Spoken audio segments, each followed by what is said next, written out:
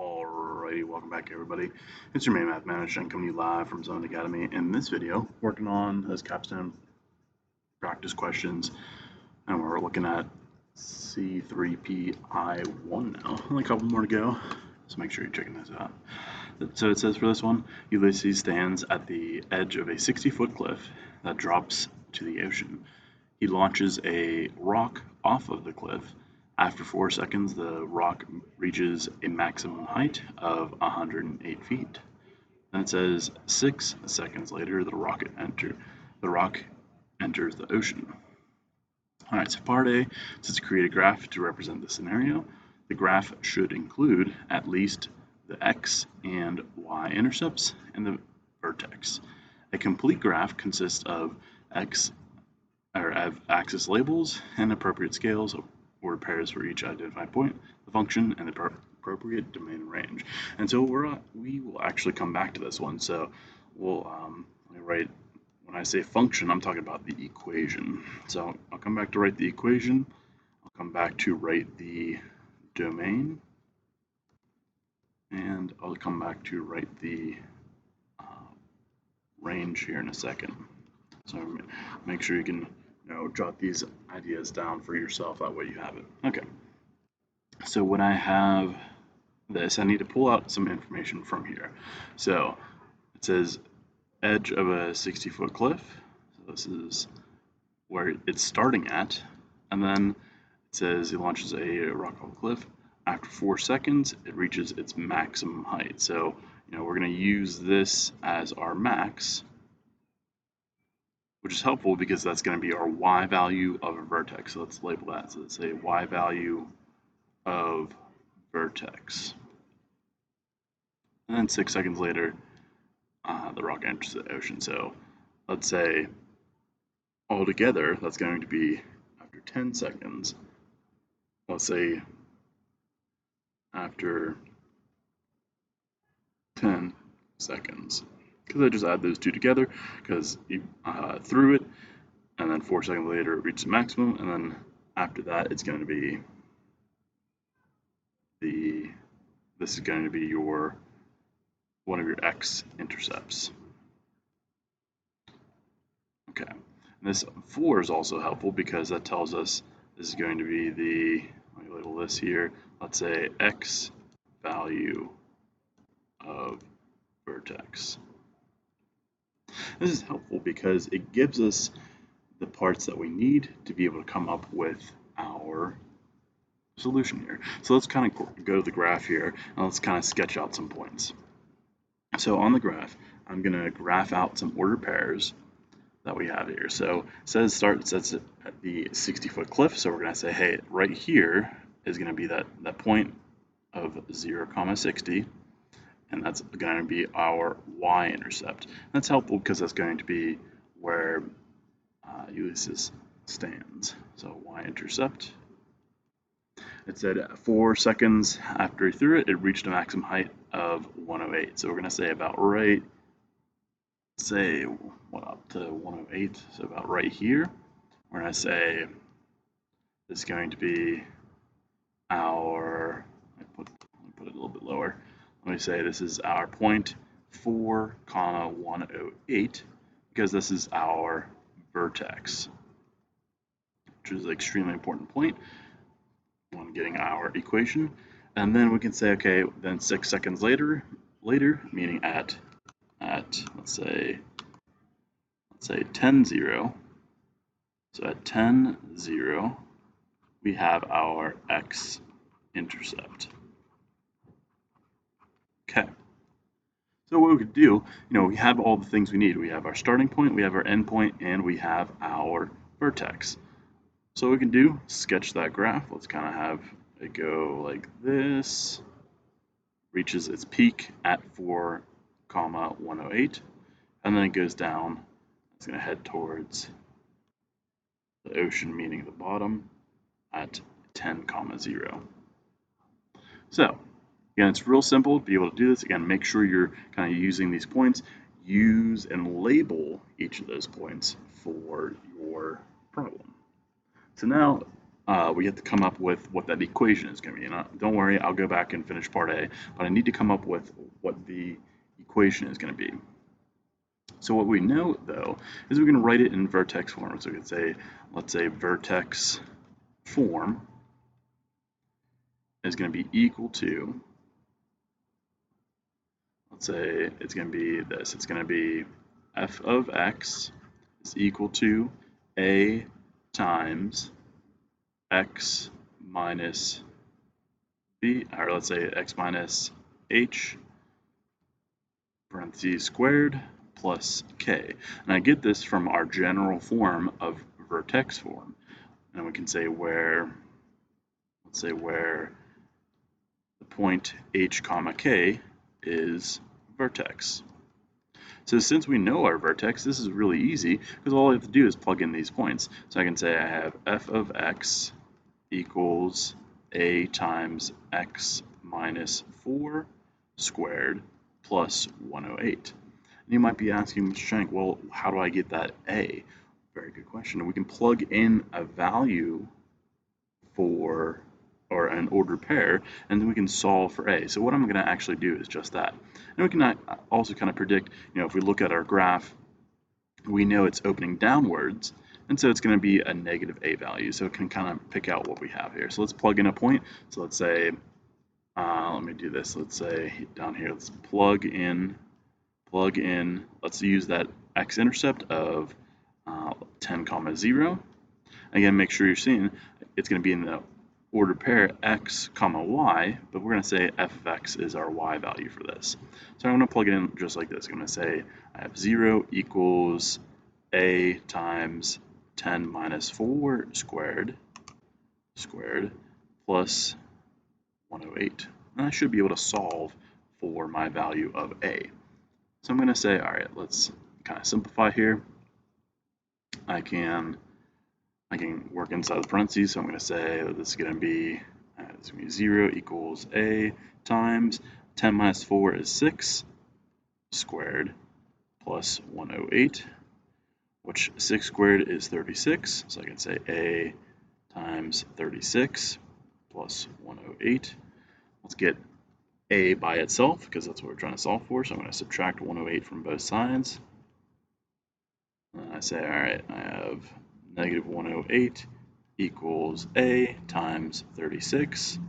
And we can say that if we divide both sides by 36, we'll get our value for a. So we're going to say, hey, divide both sides by 36. And we're going to say a equals negative 3. Make sure you can plug this back into your original equation up here. So we're going to say all together, our function is going to be this. Let's label it in, let's do orange maybe. Make it easier to say. We're going to say f of x is equal to negative 3 times x minus 4 squared plus 108. So this is going to be our equation of our function. So let's go back to that part A, so we make sure we have that part A. And what you can do too is if you don't have enough space, you can kind of write this on the graph as well. If you don't have enough space to write up here, you can write it on your graph if you want as well. So I'm going to use the space provided to be able to kind of come up with that graph for these parts. All right, so our equation, we said f of x equals negative 3 times x minus 4 squared plus 108. And let's talk about our domain. So again, when we're thinking of domain, we're talking about our x values. So I can say, all right, here's looking at our graph. What is our lowest x value? And again, moving left to right, we're saying that our lowest x is 0, and our highest x, or our largest x, is going to be 10. So we're going to say, let me go back. I'm going to say, okay, I can write it like this. I'm talking about the x values. Try that again. Curly brackets. Third time's a charm. Close enough. Okay, so I'm going to say, man, I could do this. It's always the left bracket that messes me up. All right, so let's say brackets lowest, or small, let's say smallest. Smallest x value 0, less than or equal to, because it goes through the point of x, because we're talking about our domain, less than or equal to because it goes through the point, and our largest x is going to be 10 because we're talking about 10 seconds it takes to hit the ground. Then for our range, what are we going to be talking about? We're going to be talking about our y values. And in this case, since our y is labeled as f of x, we just have to make sure that that's what we're talking about. So we look at it, let's look at our graph. What is our lowest or smallest y value? We would say, hey, our smallest is 0 and our highest is 108. So I can say exactly that. So let's go to our brackets here. We're going to say 0 is our lowest, less than or equal to f of x because we're talking about our y values, less than or equal to, and then 108 as our largest y value. So again, be sure to give yourself space, make sure you label each of these parts because you need to make sure that you have each of those parts. Also too, again, our graph is already given, so we don't have to worry about the scales, but we do have to make sure, so let me write this in as well here, be sure to label points. And when I'm talking about points, I'm talking about those x and y values, those ordered pairs. All right, so now, and we'll use this here in a second, but let's keep going. So you got part B, gonna make sure you're asked questions on how to plug it in and solve, but again, it's pretty straightforward, solving for your value of A. Now I can say, all right, for part C, it says create a table of values to represent the scenario and be sure to include at least 5 values. Again, those values should include at least the x and y intercepts and the vertex. So we need to have a couple things here. So let's say, let's label it like this. We're going to say, here's going to be our y-intercept because that's our starting point right here. We're going to say, let's put our vertex in right here because that's our middle point. And let's have our x-intercept as our end point because that is where it stops. So I can fill that in because if I look at my graph, you can remember I have my graph, so I have my 3 points that I need. And so I'm almost basically done because I have some of these values already. So I have 0, 60, I have 4, 108, and I have 10, 0. But how do I get some of these values here? So what I would say, let's do this. So we're going to say type in equation in Desmos, and find 2 points. So let's pull up our Desmos calculator. So let me pull it up for you guys. All right, it looks something like this. Again, what you can do is if you want, you can change your graph so that way it matches your picture that you have on your paper. So what I'm going to do, I'm going to say, all right, let's go. Our label was time in seconds. This is helpful because you can check your graph and make sure it's right. Time in seconds, we go from 0 to 11, and a step is 1. For our y-axis, we said it's our height in feet, and that goes from 0 to 110, and our step is tens because it counts by tens. So you can have that as your your picture. Zoom out like a couple clicks, that way it looks the same picture, that way it's in there for you guys. And then we can say, all right, what do we need? We need to have our function. So we said f of x is equal to -3 times quantity x minus 4 squared, and then plus 108. So notice how we can have that sketch of our graph. We have those key points that we used before. We had our y-intercept, our vertex, and our x-intercept. And now what we can do is we can pick points to be able to do it, or also too you can edit list and convert to table and create a table like that, but it's not really helpful because when you do that it goes from -2 to 0, so it's not really helpful because we said our domain is from 0 to, let's say, positive 10. So that's not really helpful. I would say just leave it as a function, and that way you can type it in. What I can do, let's pick a point in between these two. So I can say, hey, let's pick an x value in between 0 and 4. So let's say, what is f of let's say f of 2. What that means is it's plotting this ordered pair. It's plotting the ordered pair 2, 96. Notice how it is on the line because it is a solution to this quadratic function. So what I can do is I can choose values for x and plug them into my function and be able to say what it is. So that's going to be 1 point. And then let's pick another point between 10 and let's say, sorry, between 4 and 10. So let's say something like 8. Let's say f of lowercase f of 8. So I'm using, sorry, lowercase, there it is. F of 8 is going to be 60, so that creates the ordered pair 8, 8, 60. So I should be able to check to make sure, these points are on my graph, but I can see that they are on my line. So notice how I replace the x value, it goes into the function, and it comes out is the output, which is the y value or the f of x value. So again, make sure you're able to see how I get these ordered pairs, and then that way I can plug them into my table.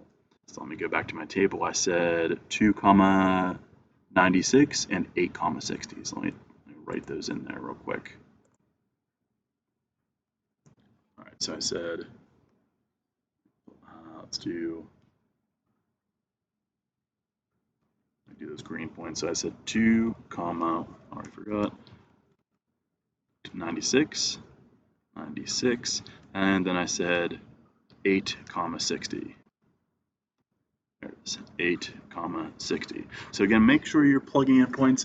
I like to show, different values that are along the curve. Again, you should be able to come up with any values you want as long as you're choosing values that are in your domain, meaning values that would be between 0 and 10. Otherwise, you're not going to get values that work out. All right, so now for the last part, we're going to say identify how you see the x and y intercepts and vertex in the table, graph, and equation. And so for each of these, what I'm going to do is I have a little sentence starter for you. So for the equation, you can say I see the x intercepts in the equation by blank. So you can kind of fill these in one piece at a time. So what I'm going to say is this, I can kind of write out what I need.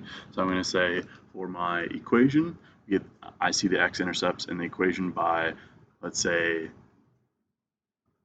solving for x when f of x equals 0. And that just means, when our function is equal to 0. And I could say in the equation, I see the y-intercept in the equation by solving for f of 0, because that is going to be our x value is 0, and whatever our y value is our y-intercept. I can see the vertex in the equation by, let's say, knowing the point, let's say h comma k. So that's our vertex, in our equation, because that's how we built our equation. Now you can say, let me do a different color here. Let's do orange. For our table, I'm going to say we'll see the x-intercepts in the table, or I see the x-intercepts in the table by, let's say, by looking for where f of x is equal to 0. So notice how it's very similar how you get these points, but these are just general definitions for any of our functions of our quadratics that we have. I mean, same idea. We can say I see I see the y-intercept in the table by let's say by looking for where x equals 0. And you can see the vertex in the table by looking for the lowest or highest f of x value. kind of bleed in there. That's okay. We're just saying, you know, if I look at that table, I should have my lowest x for my minimum or my highest x for my maximum, depending on which equation you had. And let's do, let's say, a green for this last part. So talking about in our graph, we see the x-intercepts, and we can say where, I'll try that again, where the graph, let's say the line, the curve hits the x-axis. We can say I see the y-intercept on the graph by where the curve hits the y-axis. And I can see the vertex on the graph by where, let's try that again, by where it is at its maximum or minimum, depending on what your graph is. So again, these are real simple. A lot of people get messed up on these because they don't know the definitions, but these are, you know, the general definitions for your quadratic functions. So just make sure you have those out. Again, make sure you can ask questions as they come up. Use Desmos to be able to graph. And as always, super slam the subscribe button.